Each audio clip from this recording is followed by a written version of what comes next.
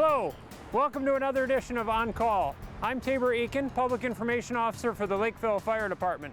The goal of this program is to educate and inform the citizens of Lakeville about how Lakeville's volunteer fire department trains and responds to emergencies. Let's take a look at what's coming up on this edition of On Call. On today's show, we'll explore some of the events at our annual fire department open house. On Chief's Corner, Fire Chief Mike Meyer will share some insights on sprinklers and why they're important. Colton's got some questions for us on Ask Tabor. On Did You Know, we'll share information about an award we recently won. We'll go on another adventure with Scratch, and we'll wrap things up with Consumer Safety Checklist.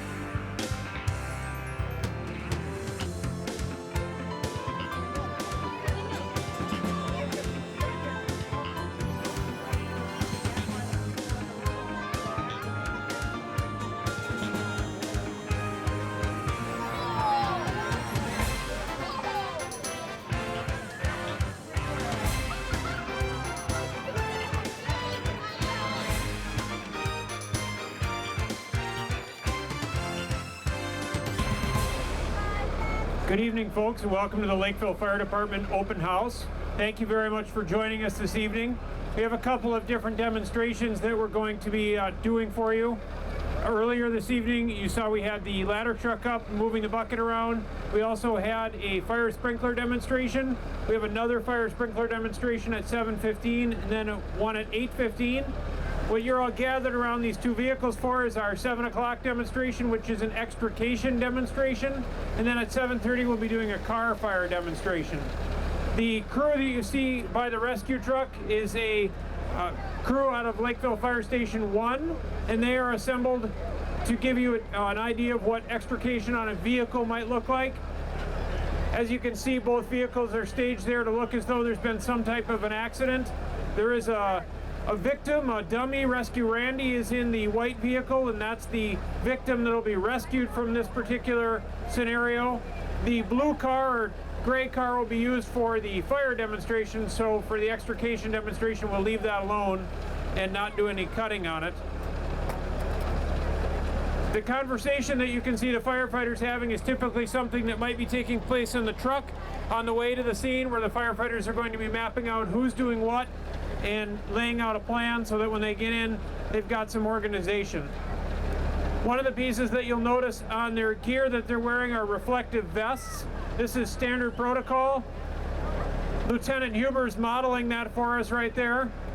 The reflective vest is standard operating procedure for us when we're operating in a roadway, so that we're a little extra visible and we don't add any more victims to the accident.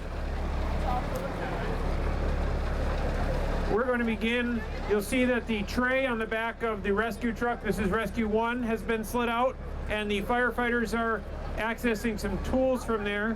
The common tool that folks mostly know is the tool called the Jaws of Life.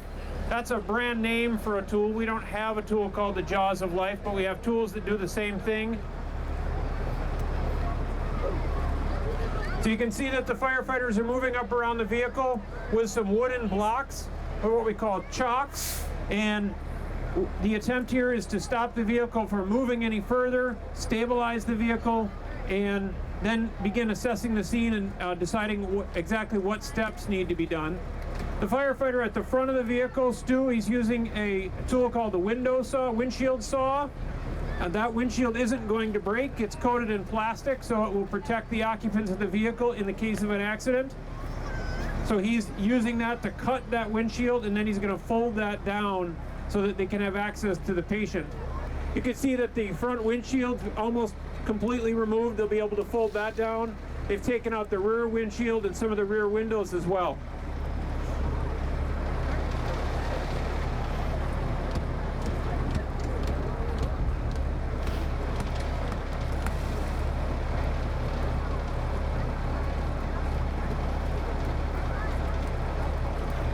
I talked earlier about some of the roles that the different firefighters are playing. To the rear of Rescue 1, the box rescue truck, you'll notice that there's a firefighter standing there in his uniform. That firefighter's operating the truck. That would be the engineer of the vehicle. They drove the truck there, and that person is going to be responsible for operating the vehicle as well as maintaining all of the equipment on the truck and making sure that it's ready. You'll notice in the front of the vehicle, the firefighters have cut that windshield, folded it down so they can have better access to the patient, and that they've started moving some tools out of the truck so that they have access to those. To the passenger side of the vehicle, one of the firefighters has a Sawzall, battery-operated Sawzall that's being used to start cutting some of those posts. Yeah. You'll notice that there's a firefighter in the rear of the vehicle, in the back seat, assisting with the patient. One of the key things that we want to do is try to get that patient out of the vehicle as quickly as possible. This is referred to as the golden hour.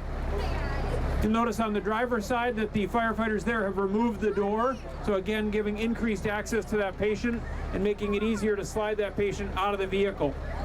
On the passenger side of the vehicle, one of the things that's laying on the ground is a backboard, and again, this is a scenario, but if this were an actual situation, we'd have paramedics here and they'd be waiting for us to transfer the patient to them, to the ambulance, or possibly to an air ambulance for transport to a medical facility.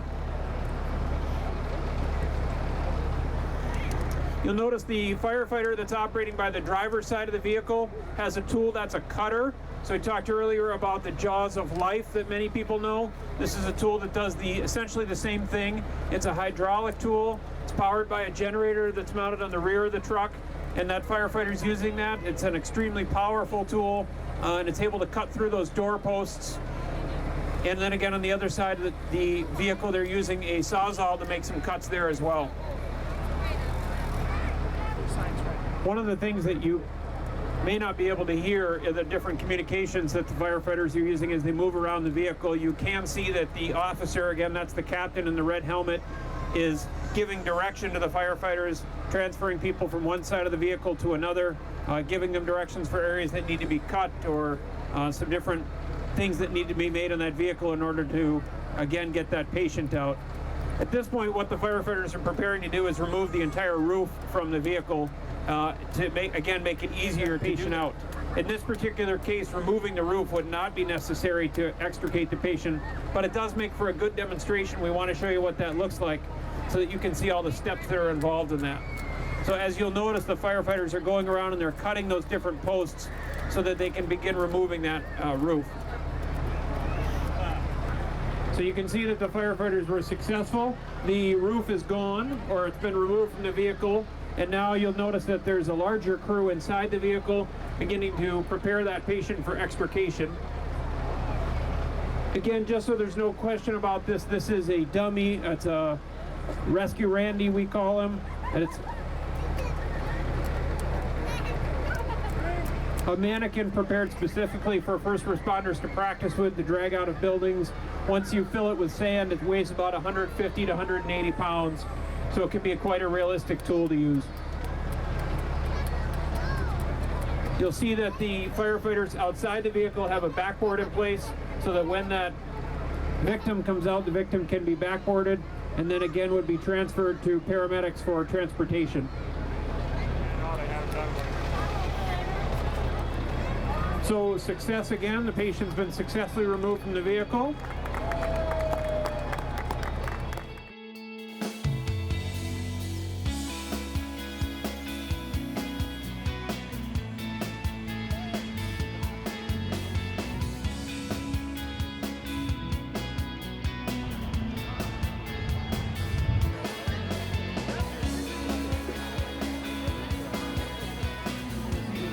They're going to diminish quickly, and then we start to transition there from quite a bit of smoke to quite a bit of steam. You're able to see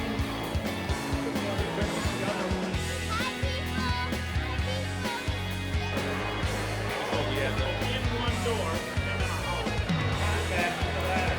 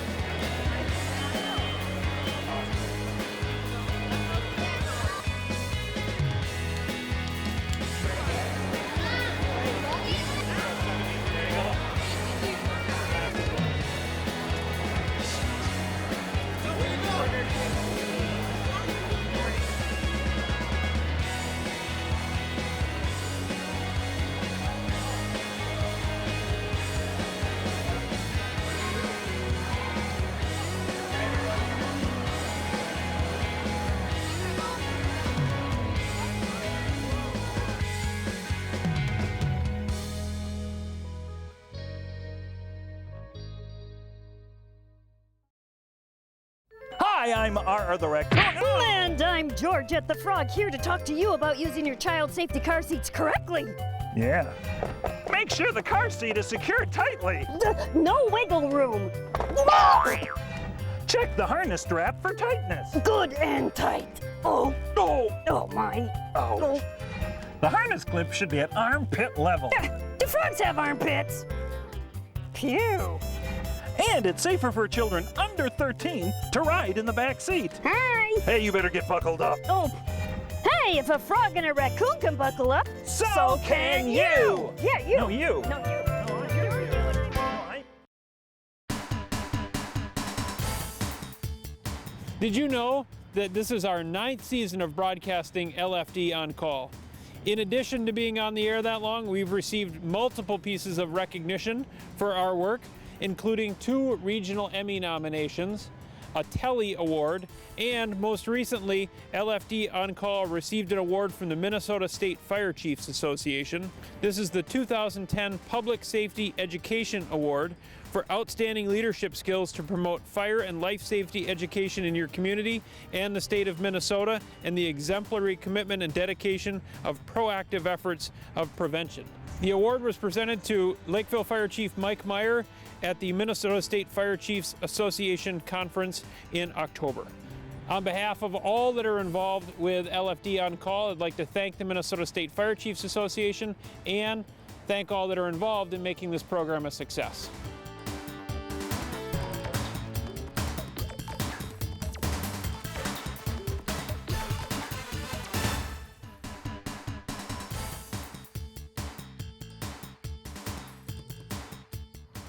Hi, I'm Mike Meyer, Lakeville Fire Chief, and I'm here today with the Fire Marshal Brian Carstensen, and we're going to talk today about fire sprinklers in homes and in businesses. Brian, can you explain what the trailer is here behind us? The trailer here is on loan from the State Fire Marshal's office. We have this for our open house tomorrow night. It just kind of gives you a hands-on experience of what fire sprinklers will do and the effectiveness of what they are. Today we've invited several of our city personnel, we've invited directors over, building official, building inspectors, people that deal with sprinklers on a regular basis, not only from a user standpoint where the inspectors get into it, but also from a political aspect, because with the code changing, there is going to be some political objections to the sprinkler systems, only because they do come with a cost, and there's some people do not agree with that cost, and it's going to be the possibility is there to have some political influences. Fire sprinklers have been around for many, many years in commercial buildings. Most people are familiar with them, schools, bar, restaurant type places, apartment buildings, so on and so forth. But there is a push, there's a change in code that's coming in the very near future, where residential homes are also going to be required to have sprinkler systems. So it's going to be a pretty big undertaking, and it's going to change the way we look at fire sprinklers. Okay. Are they something safe that we should have in the homes, or?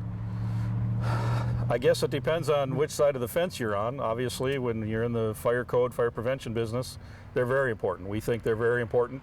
They work in conjunction with smoke detectors. Smoke detectors have been around for many years. We've had a lot of success with smoke detectors. However, the biggest change with a sprinkler system versus a smoke detection system is this will actually take care of the fire, or at least contain the fire, where a smoke detector is just notification. Okay. Some of the concerns that we hear about is like a sprinkler system in a house or even in a business. People think that if you've got a fire that you're going to get all these sprinkler heads going off and you're going to have thousands of gallons of water in the business. Is that true, or what really happens when a sprinkler does go off? That is something that is a myth. It's been around for many years. With the sprinkler system, sprinkler heads are nothing more than a heat detector. They have a fusible link in them. They reach a certain temperature, somewhere in the neighborhood of 155 degrees. When that head reaches that temperature, it will fuse the fusible link in the middle of it, and you will have water out of one head. You're not going to get water out of other heads unless that temperature reaches 155 degrees, and thus you're not going to have the flooding like we see that Hollywood presents itself in the movies, where if one goes, they all go, and we have this terrible flood. That's just not the case. Okay. And right now, what's required by our fire code for businesses, for example? Depending on the type of business, it changes. Square footage and occupancy are the two that really dictate whether a commercial building is sprinklered. That in and of itself is the two big keys, is how big is the building and how many people are we putting in the building. Okay, and how about for if residential, when that comes about, what are the requirements for that as far as how many sprinkler heads or what type of system has to be in the home? The systems will be designed by professional designers. There are several different types of sprinkler systems. Some they use a plastic pipe, others use PEX, which is very common in today's regular plumbing system. There's several different manufacturers that make different types of systems. Okay, and roughly do you know what a cost would be for a residential as far as if we had to put a 3,000 square foot home, how much that cost would increase in the house to have a sprinkler system in it? It's a difficult question to answer. Okay. Probably the term that I've heard and people can kind of relate to is most sprinkler fitters, most companies will tell you it's about the same cost as putting carpet in your home. Okay. If you can think of, in that neighborhood, I would think in a normal home, you're probably going to be in that $2,000 to $4,000 range. Okay. And the advantage of having a sprinkler, obviously, is that if you do have a fire in a bedroom or in any room in the house, it's going to put the fire out in that one room versus the fire potentially could spread without a sprinkler system throughout the whole house. And now you've got to replace an entire house versus maybe room and contents on one piece of your home. That's exactly right. The sprinklers that are designed for homes and in literally 99% of the commercial businesses, the sprinkler is not designed to extinguish the fire, it's designed to contain the fire. However, in most instances, it will extinguish the fire, and we come in and just kind of do a quick mop up, quick cleanup, and you usually have nothing more than a room and content fire. That is correct. Okay. How about questions for like insurance, as far as is insurance going to give a deduction, or would there be any benefits if you did, when you do put it in, is the insurance going to give you a break in your homeowner's insurance? Many of the insurance companies today do give certain discounts. Everybody seems to be a little bit different. I would always tell you as a homeowner to check with your insurance company and see what they offer. I know some are offering 5%, some are offering 2%.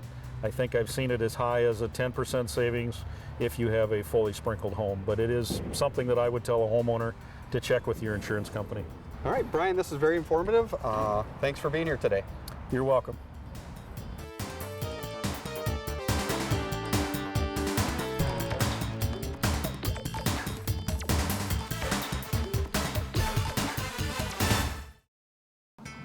Could one of these people start a deadly fire?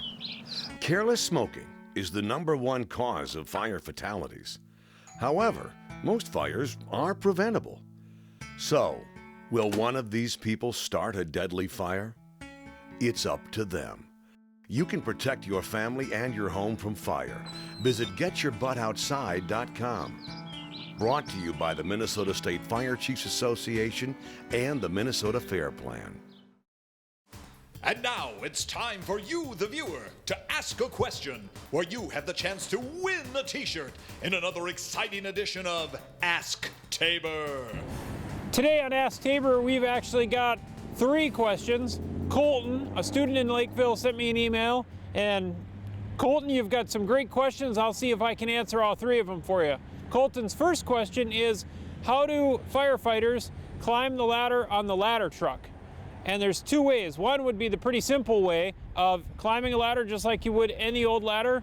And then the second way would be that the ladder truck can actually swing around, and we can bring the bucket of the ladder truck right down to the ground and open up one of the doors. Firefighters can step in, and instead of making the firefighter do the work, we can make the truck do the work and lift that bucket, lift that ladder right up into the air, Colton. Colton's second question is, how do you put out a fire if your clothes are on fire? And this is probably one that many people are familiar with. This is the stop, drop, and roll method. And so what you're going to do is, if your clothes catch on fire, you're going to stop so that you're not moving or running away. You're going to drop, you're going to get down on the ground, lay on the ground like you might like a log, bring your arms in close to your chest, and roll over and over, and this will smother the fire and put out the flames. The same thing could also be done with some kind of a blanket that it could be pressed against someone that's on fire if there was a second person and they could help put that fire out. And what we're doing there, Colton, is we're taking the air away from that fire, Colton, you actually had 3 questions, so let's get to your 3rd question. Colton's 3rd question was, what do you do if the door is on fire? Colton, when we talk to students at schools or in any other setting, we always talk about making sure you have 2 exits out of any room, especially a bedroom, or 2 ways out of your house in case of a fire. And this is exactly why we talk about that.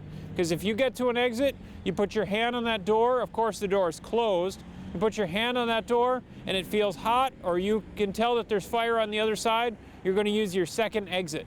If you're in a space where you can't exit, maybe like a 2nd-story window, you want to try to let people know that you're on that floor, and then as soon as firefighters arrive, that's our first priority, life safety.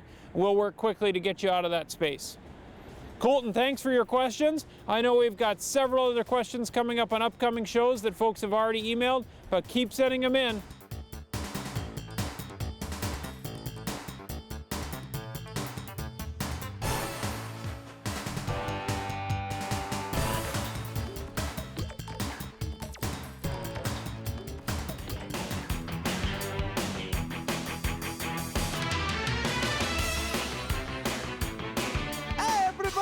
It's me, Scratch the Fire Dog. And hey, I like to scratch out the fires. Hey, I'm just hanging around my own home, reading my old expired editions of Fire Chief magazines, and I just...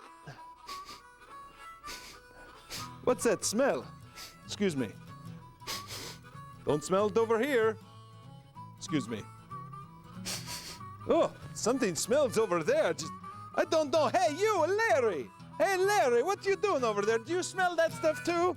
Yeah, that's my new best friend, Resusci Larry. Yeah, he and I like to hang out and talk about old times we're going to have, but boy, there is some bad smelling. Hey, wait a minute. What is that over there by the power outlet? It looks like it's a carbon monoxide detector.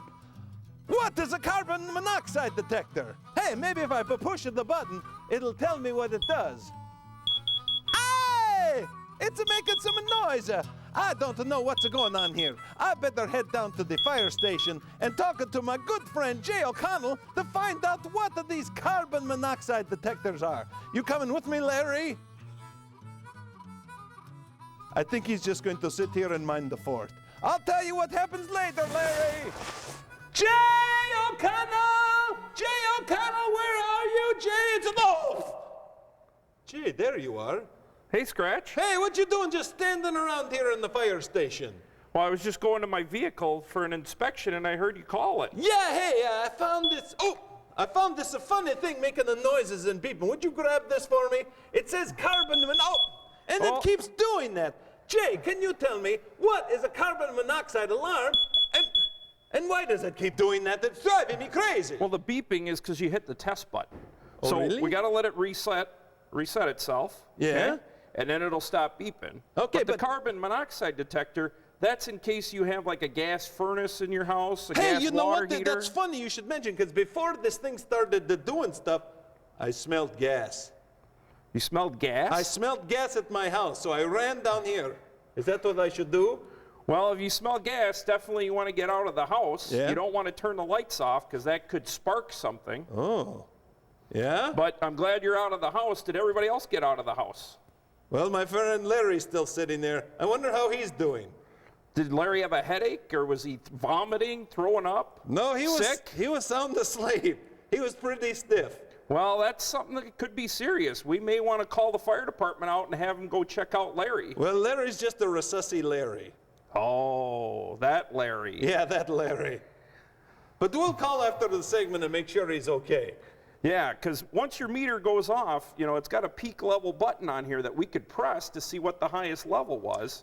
Okay, that is the peak level. Now, Jay, tell me in simple scratch of the dog terms, why do you need the carbon monoxide alarm? I know we've got the fire alarms to let us know when there's smoke, but what is a carbon monoxide alarm for?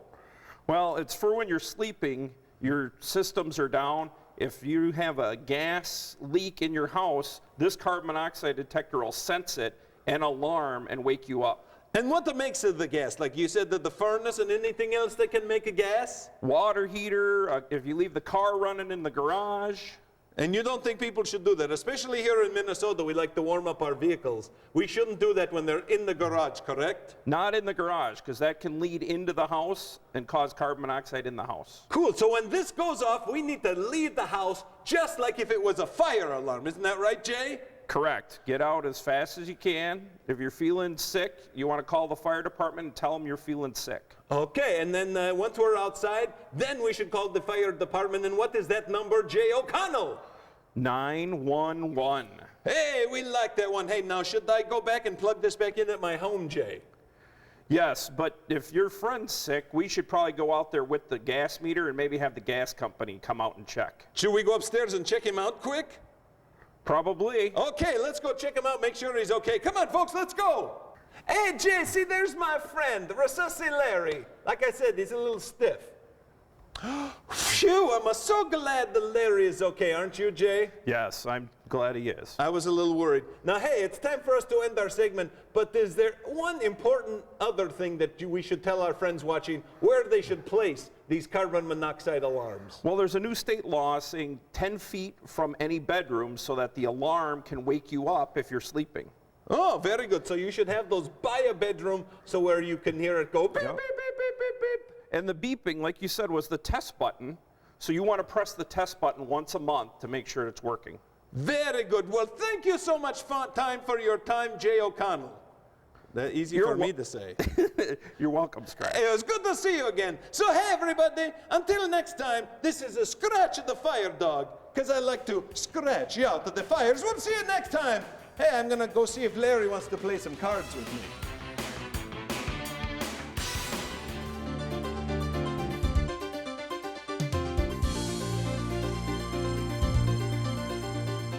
Dollar Tree Stores Incorporated of Chesapeake, Virginia announces the recall of about 275,000 Wolverine, Spider-Man, and Iron Man 2 projector flashlights. The flashlights can cause the batteries and/or bulb to overheat, posing a fire and burn hazard to consumers.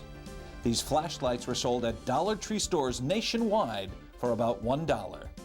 Consumers should take the recalled flashlights away from children immediately, remove and properly discard the batteries, and return the flashlights to the store where purchased for a full refund.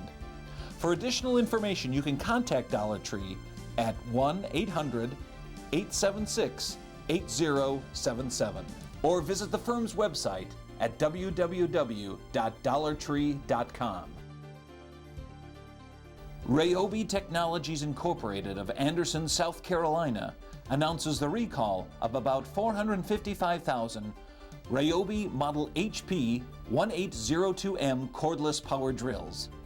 The switch on the cordless drills can overheat, posing a fire and burn hazard to consumers. These cordless drills were sold at Home Depot from January 2001 to July 2003 for about $100. Consumers should immediately stop using the recalled drill, remove the rechargeable battery, and contact Ryobi to receive a free replacement drill. For additional information, you can contact Ryobi customer service at 1-800-597-9624 or visit the firm's website at www.ryobitools.com. Sensio Incorporated of Montreal, Quebec, Canada announces a recall of about 25,000 slow cookers. The slow cooker's control panel can overheat and melt, posing a fire hazard. These slow cookers were sold at Kohl's department stores from July 2009 through December 2009 for between $20 and $40. Consumers should stop using the slow cookers immediately, unplug it, and contact Sensio for information on receiving a full refund. You can contact Sensio toll-free at 1-888-296-9675 or visit the firm's website at www.acbpromotions.com/Sensio Recall. Molinar LLC of Wilmer, Minnesota announces the recall of about 350,000 electroluminescent nightlights. The nightlights can become hot to the touch and melt, resulting in risk of possible shock or fire. The recalled nightlights were distributed free as promotional products at various companies imprinted with various company names between October 2001 and November 2009. Consumers should immediately stop using the recalled nightlights and throw them away. For additional information, contact Molinar at 1-877-719-4442 or visit the firm's website at www.myline.com.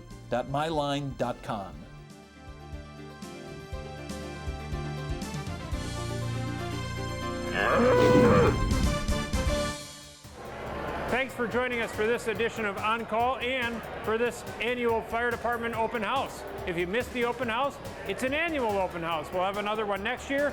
In the meantime, if you'd like to get into a station, feel free to give us a call at 952-985-4700 to schedule a tour of any of the 4 stations, or if you've got comments, ideas, or suggestions for our program, feel free to share those there too.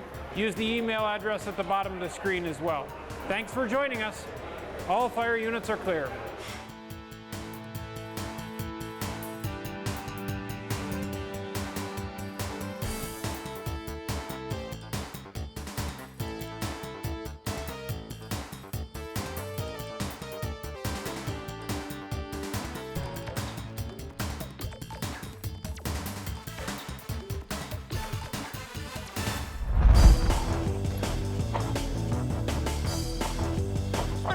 This is your fire hazard makeover! Let's go! Dan, do you know these people? Did you know most fire casualties happen at home? Let's check it out! Clean up debris outside to prevent accidental fire as well as arson. Clean up around your water heater. Dryer lint catches fire very easily. Store flammables in safety-approved containers, up and out of the reach of children. And cleaning up cluttered workspaces helps prevent fires. Don't overload outlets. Use a power strip if needed. Your home has just had the fire hazard makeover. Here's your check it out checklist. Now you can do this too. Check it out!